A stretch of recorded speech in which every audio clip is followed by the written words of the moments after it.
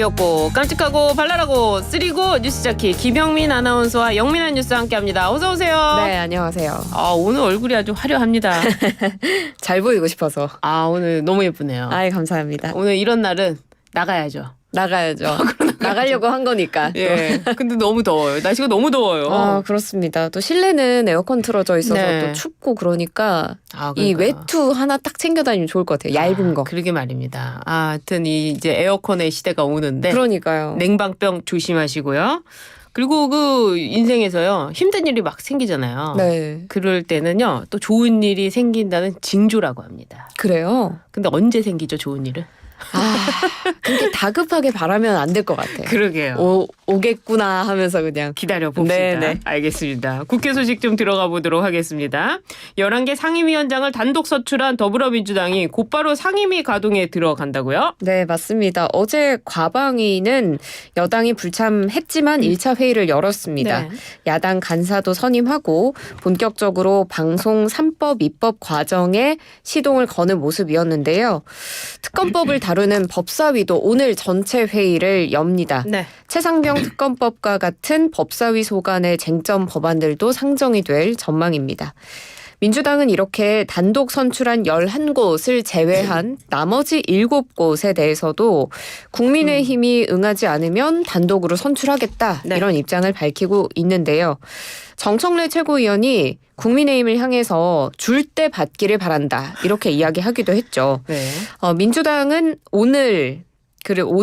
내일을 네. 지금 상임위 구성 완료의 데드라인으로 설정을 한 상태인데 네. 사실상 상임위원장 후보를 내정을 해놓고 여당의 협조가 없으면 내일 단독 본회의를 열고 투표를 강행하겠다 이런 입장입니다. 줄 때 받길 바란다. 좀 이런 거는 협치의 말은 아닌 것 같아요. 그렇지 않습니까? 국민의힘은 어떻게 대응하고 있습니까? 국민의힘이 이제 대응책을 논의하기 위해서 어제 또 의원총회를 한 차례 열었는데요. 네. 국민의힘은 민주당이 선출한 상임위원장 11명 인정할 수 없다라는 입장입니다. 그래서 당분간은 국회 일정을 거부하겠다고 했고 또 우원식 국회의장의 사퇴 촉구 결의안까지 제출을 한 상태입니다. 네. 그렇지만 뾰족한 수가 있는 건 또 아니기 때문에 당분간 매일 의총을 열어서 논의를 이어가기로 했습니다. 가장 큰 문제는 지금 남은 상임위원장 7자리를 네. 민주당이 제안한 대로 받아야 하느냐 이 네. 부분일 텐데요. 네. 당 안팎에서는 이런 이야기도 있습니다. 아예 민주당의 18개 상임위원장 자리를 다 내주고 전면 보이콧하고 장외투쟁을 하자 네. 이런 이야기도 있는데 그렇지만 이렇게 야당과 대치가 길어지면 정부의 국정 운영에 제동이 걸릴 수밖에 없는 상황이라서 이 우려도 상당합니다. 여당 의원들의 고심이 상당히 깊어질 것으로 예상이 됩니다. 이런 상황에서 여당이 아무것도 안 하면 그것도 문제라고 국민들이 볼 수도 있겠죠. 여당도 뭔가 좀 보여줘야 되지 않나 이런 생각이 듭니다. 아무튼 다수가 됐다고 해서 힘 자랑하는 거 이거 국민들이 싫어하는 거거든요. 대통령실에서도 민주당을 지적하는 목소리가 나왔어요. 그렇습니다. 대통령실 고위 관계자 어제 연합뉴스와의 통화에서 밝힌 내용을 보면 네. 더불어민주당이 대화, 타협 이라는 이 의회 민주주의의 본령을 외면하고 힘자랑 일변도의 국회 운영을 고집하면 네. 대통령 제2요구권 행사의 명분이 더 견고해질 것이다. 이런 입장을 냈습니다. 예. 그래서 이 국회의 관례, 전통 이런 부분들은 어떤 면에서는 국회법보다도 더 소중히 지켜야 하는 가치다라는 것이 중론이다라면서 이 대화, 협치를 강조하는 모습이었습니다. 그렇죠. 우리 일반적인 사회에서도 야 진짜 법대로 한번 해보자 이러면 막장으로 가자는 거거든요. 그 전에 대화로 해야 되는 거거든요. 알겠습니다. 이런 가운데 민주당 박찬대 원내대표는 개혁신당 천하람 원내대표를 만났는데 천하람 원내대표 어떤 얘기를 했습니까? 네, 천하람 개혁신당 원내대표가 어제 취임 인사차 박찬대 원내대표를 예방했습니다. 네. 천 원내대표가 이런 이야기를 했습니다. 순직 해병대원 특검법의 기한 내 합의 처리를 조건으로 네. 법사위원장, 법제사법위원장직을 국민의힘에게 주는 것이 어떻겠냐 이렇게 제안을 한 건데요. 그래요. 지금의 여야 상황을 두고 국회법대로 상임위원장을 구성하면서 법대로 했다 이런 점에서 좋지만 또 다른 의미에서는 범야권의 일방적인 독주로 보일 수도 있다라는 점을 우려했는데요. 그렇죠. 네, 그래서 박찬대 원내대표는 생각지 못한 신박한 안을 제시해줘서 고맙다. 네. 깊이 검토하겠다. 이런 이야기를 했습니다. 예. 그렇지만 마지막에 여당과 신뢰가 축적되는 시간이 필요하다고 생각한다. 이렇게 말을 하면서 사실상 애둘러서 거절의 뜻을 나타냈다라는 예. 해석입니다. 천하람 개혁신당 원내대표 진짜 신박한 방법이네요. 역시 그 소수당의 입장이 있습니다. 법원으로 돌아가 보도록 하겠습니다. 이화영 전 경기도 평화부지사의 1심 재판부가 이재명 대표와 김성태 전 쌍방울그룹 회장의 통화를 인정한 것으로 알려졌어요. 맞습니다. 이재명 대표는 그간 그리고 지금도 김성태 전 쌍방울그룹 회장과의 연관성을 부인해 왔는데요. 네.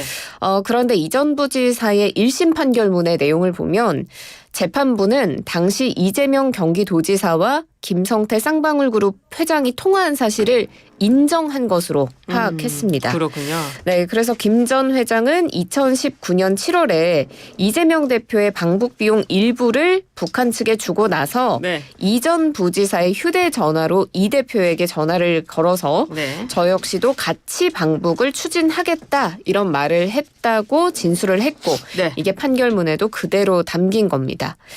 그런데 이 대표는 쌍방울 측의 스마트팜 그리고 방북 비용 대납과 관련해서 여전히 연관성을 완강하게 부인하고 있는 상태입니다. 그래요. 검찰이 이르면 오늘 이재명 대표를 기소할 방침이라고 하는데요. 네, 맞습니다.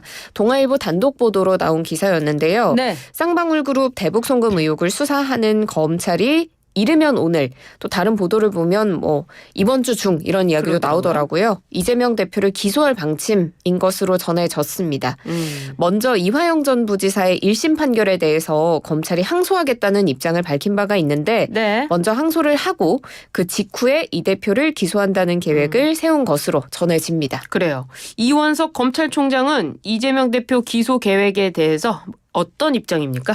어제 출근길에 관련 입장을 밝혔습니다. 네. 기자들이 이 대표에 대한 기소 계획이 있는지를 물었는데 이원석 검찰총장은 사건의 실체가 명확히 규명되고 책임이 엄중히 물어질 수 있도록 최선을 다하겠다. 이렇게 입장을 밝혔습니다. 네. 그리고 그 앞서서 민주당이 이화영 대북송금 진상규명 특검법을 발의한 바가 있는데요. 네. 여기에 대해서도 작심 발언을 했습니다. 네. 사법부 독립에 대한 심각한 침해다라면서 다시금 반대 입장을 분명히 했습니다. 그러네요. 예, 기소에 대해서는 원론적인 입장, 이 특검법에 대해서는 외풍을 막아줘야 되는 또 검찰총장 아닙니까? 그런 입장 좀 밝힌 것 같습니다. 이번에 권익위 소식 어제도 전해드렸는데 권익위가 이 김건희 여사의 명품 가방 수수 의혹 사건에 대해서 처벌 규정이 없어서 종결을 하지 않았습니까? 네, 맞습니다. 그런데 검찰은 이와 상관없이 수사를 이어간다고 하네요. 네, 맞습니다. 어제 출근길에 이원석 총장 여기에 대해서도 입장을 밝혔는데 네. 검찰은 검찰 차원에서 수사 일정을 차질 없이 진행할 것이다. 이렇게 말했습니다. 네. 대통령실과의 갈등이 있는 것 아니냐 이런 우려도 나오는데 거기에 대해서는 증거대로 법리대로만 하면 갈등은 없을 것이다. 네. 이렇게 또 이야기를 했고요. 지금 검찰은 최재형 목사, 김건희 여사 사이의 대화 내용을 또 비롯해서 다른 추가 자료도 증거로 확보한 것으로 알려지고 있는데요. 네. 그리고 또 최재형 목사랑 연락을 주고받았던 대통령실 행정관, 국가보훈부 사무관도 조사할 예정으로 알려지고 있습니다. 이렇게 주변인에 대한 조사를 끝내고 나면 최종적으로 김건희 여사 소환 여부에 대해서도 검토를 할 것으로 보입니다. 네, 우리가 시간이 없는데 민주당 의원들이 권익위 항의 방문을 하기로 했다고요? 네, 국회 정무위 소속 민주당 의원들이 오늘 항의 방문하기로 했습니다. 권익위가 소관 법률의 취지, 헌법 가치를 정면으로 부정했다라고 방문의 배경을 설명했는데요. 네. 지금 배우자 금품 수수에 대한 제재 규정이 없는 청탁금지법, 현행금지법에 대해서도 네. 보완 입법 추진하겠다고 했습니다. 그렇습니다. 마지막으로 김영민 아나운서 꿈이니까 더 예쁘다 이런 실시간 댓글 올라오고 있네요. 감사합니다. 알겠습니다. 앞으로도 열심히 꾸며보겠습니다. 네, 오늘 영민한 뉴스 여기까지 하도록 하겠습니다. 감사합니다. 고맙습니다.